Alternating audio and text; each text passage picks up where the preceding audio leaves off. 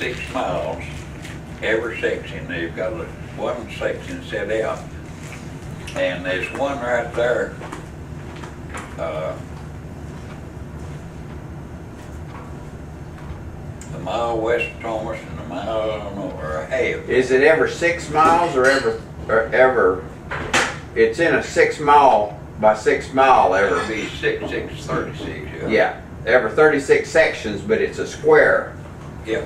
Yeah, I there's think one it's section square. dedicated to the school. One going one way and one going Yeah. another. And they had a school on each one of them, Yeah, or most places now, some places. yeah.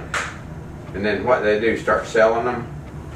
About selling. Yeah, Oh, they let him, I don't know how they done it to him, how they managed to sell them. I don't, cause he bought up some of them down there, Cordell out here, down there by Clinton, west of Clinton towards Falls, and that bottom, John did, yeah. cause we talked about, my dad did when he's living. That was when I was a boy. Now, is Uncle Dave the one that was it was Uncle Dave, the guy that played the fiddle, it's his brother? No, yeah, Uncle Dave was, he's his brother. Aunt Marianne's oldest boy. Yeah. He is a school teacher. He stayed with us when he was a young guy and taught at school. John B. Rainbow. And his wife, his name is Bender. Now, the one that lived, the Uncle Dave that lived down at Rapid. Arapahoe, right? That is last. Yeah, and right He on lived the at west, Hill. on the west side of the road up here. They're kind of on the hill. Yeah. Liked to fish. Oh yeah, I remember that. Him talking about fishing. Yeah, he'd have Oh, the hello. reels. All kinds of reels. Hello. Hello. Now, was he, Uncle Dave, older than grandmother? Just older. He is her older, just older than her. Yeah. And What year would he have been born? Huh? What year would he have been born? Well, been about, mother was born in 80, wasn't she? I think I don't know. 80, 19, or 18 and 80. 18 and 80. I think that's when, and Daddy was, about 2 or 3 or 4 years difference. Younger or older? I thought it'd have been, I better hush, I don't, Now, where was grandmother Butler? Where was she born at? Stone County, where you and I and all those. may be Okay. there. Now, was she born in that house? No. The one that we went into Well, that time? no, we never did, you never did go with me to Stone Mountain View, did you? I don't think. We just went to the Buffalo River. No, So she was born up in Stone Mountain and it is in Stone County. Stone County. Been, and Marion County was east of us. And that is where we went one time in Lester. You remember Lester? Yeah. I guess. And it had my granddad's mill, wheel, that grinder, Uh-huh. and all that stuff. Boy, well, he's down in there, right there where my granddad, John B., used to live. He's down in that country. He's Yeah. not at the house. He built a new house on. His dad is this, he was a county, well, he is a county guy in Searcy County, but he knew a guy that, well, you know how the politicians work. They always bump for somebody in Washington. And he went to Washington and he played the fiddle. And they got their picture in Nashville. Yeah, we come by there when Leo and us went to Weaver Fire. Uh-huh.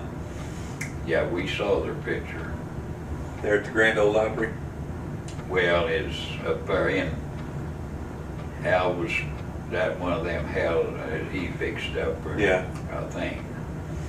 They got a big museum and they got pictures, cars and all sorts of stuff in there. Interesting. But anyhow, but I used to go out in the off season in the winter time. There's a lot of cattle feeders around us. Well, I could go out and take them trucks, or one like that 48 Ford, brand new, just a year old or something, or 2 years old. Anyway, whatever it was, it always had a good engine in it. I'd get the engine out of Fred Jones or have Earl to fix them. Earl Shoemaker. Yeah. And anyway, we always kept them out. And of course, I could keep everything else about up, clutches and stuff. And they didn't have they just had four-wheel standard. It wasn't automatic. But they did have hydraulic brakes, of course. That's, I was telling Joe Quita here not a week or two ago that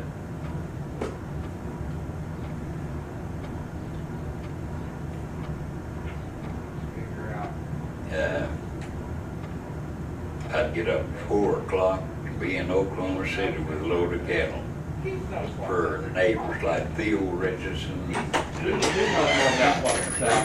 Yeah. And we'd eat, well, he used to get Alberta, that was her name, Is it Alberta. Richardson? Richardson. Yeah. You know that boy. They're just, he knows what's out there, so just give him a call and, if it's something we can just, Anyway. pick up the motor and transmission and, because all I'm doing is selling it for the ton. Load. Because we're gonna pick every bit of it up and haul it off. With a lantern, you didn't have electricity. Yeah. No. And, or you didn't have it everywhere. And I've got a Sunfire, but we're taking, we'd load up. I've got three of them old Sunfires up there, but, So you take the lanterns down to the barn now? Huh? You take lanterns to the barn? mostly the Sometimes. Yeah. Sunfire stuff's Just just drive old cattle stuff. into the truck. I think I've got Get them loaded. about a 90, And come to think of it, we've got a he had a load 96 or 97 Cavalier that was just built on the burnt end, under the of the hood, barn. and And we haven't salvaged it. I remember that one that you put on the north end of that barn? Yeah, Yeah. that's 96 In between the or milk 97. chute, or milking barn and that's, I'll have to look to see how many miles that has. Are you interested in that? did you build that yourself? yeah. Because it's a two-door Cavalier. Yeah, I built a big chute later on over there west where the hay stacks were. I remember that one. Where that area started washing out? Yeah. Now what did you have, two of them, because it'd hold more over, or get bigger chute over on that other end, or higher? Yeah. Yeah, I think. Because I remember when Oh, we would. yeah. Yeah, that one is small, like a dehorn in it. Right. But I built a big, out of 2 by 12. Bottoms out of the bridge timbers. Because I remember, now that you're sitting here saying that, because if we loaded something up in a pickup with this, when we had those stock racks on the pickup, we would always go to the one there by the milk barn. Yeah. But if we were bringing stuff in off the semis, we would go over there at that other one. It was at higher Yeah. chute. Yeah. Yeah. So that was the difference in between the two. Yeah. And I have chumped them out of the back, just opened it up and chumped them. Really? Yeah. But that is when us dump them in the fields. Right. I usually didn't do that, for they might run off. Right. you'd have your electric wire around your fence, but they just go over it. Yeah, they wouldn't know If what they it was. were, Yeah. if they happen to be wild. Cause I always made a practice of getting them tame and feed them some sweets. Getting used to the neighborhood. Yeah. Feed them a little sweet feed or something. I can remember bringing those cattle in though. Boy, I remember sometime I didn't get home from Weatherford. They got slick roads. They had supported paved that 54 highway, and we was coming up that Deer Creek. No, it wasn't Deer Creek. It was Horse Creek. It was the next and south. Now Deer Creek was easy. That was down there where Dan Tolson lived. He lived there. Indians lived there. Boy, that was a hard life for a lot of them people, boy. What were you hauling it in the rain? Yeah. Yeah. We'd been all like, I bought cattle out of the auctions, Yeah. or maybe two Now, of where'd you buy those at Weatherford? Two Or? of us would go, and usually we'd buy a load, and then maybe have a semi come with them, and they deliver them to the Earl. He and I used to buy cattle together.